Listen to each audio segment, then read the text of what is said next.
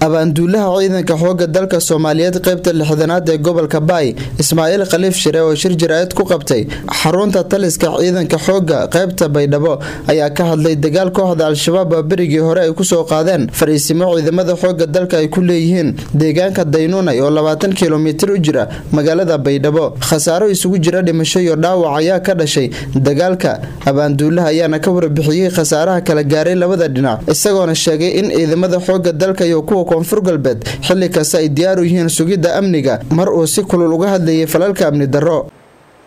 dhimasho iyo dhaawac dhimashada ilaa hadda ayaka xaggooda ah waa 8 qof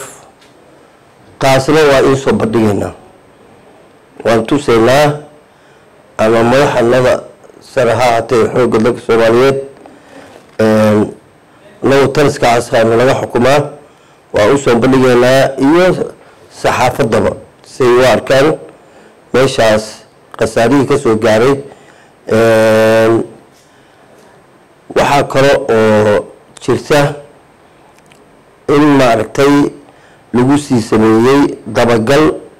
إلا إيو 15 كيلومتر 20 كيلومتر intaas waa la sii daba socday xataa meydadka iyo waxyaalaha soo dhan qaarka inta badan afar maartay meel xeelad ugu taalma ahay afarta kaleeto waa ka daba tagii waxa loo dhigtay xaaladda waa sida xaaladda deegaanka hadda waxa weeye ciidanka asaga haysta goobtiisii kamana bixin goobtii dagaalka uu bixitaanku ka baxay waa dabagalkii ay dabagaleen si fiican bay ugu jabeen saaka meesha ayada ah guul fiican baan ka timid ilaahayna ku jabiyay hadee gacan xaq darana waa ahayeen ciidamadaas xooga dalka Soomaaliyeed oo ururka 4aad iyo ururka gurmadka oo guutada 8 ka tirsan ayaa meesha sidaas weerarkaas ay ku yimaadeen annagana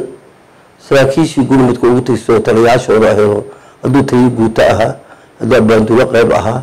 hadduu howlgelin ahaa hadduu seed ahaa waxaasoo dhan taakuleen ah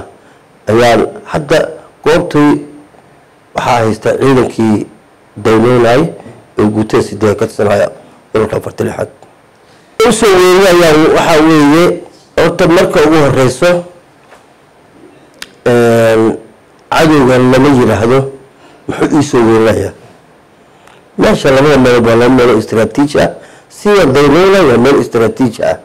واللامي حمر يسكو حرايي بيدابو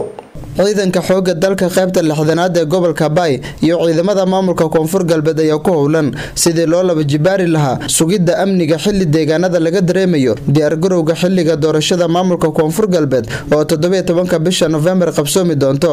Cabdinaasir Musharraf telefishanka iyo raadiyaha dawladda Puntland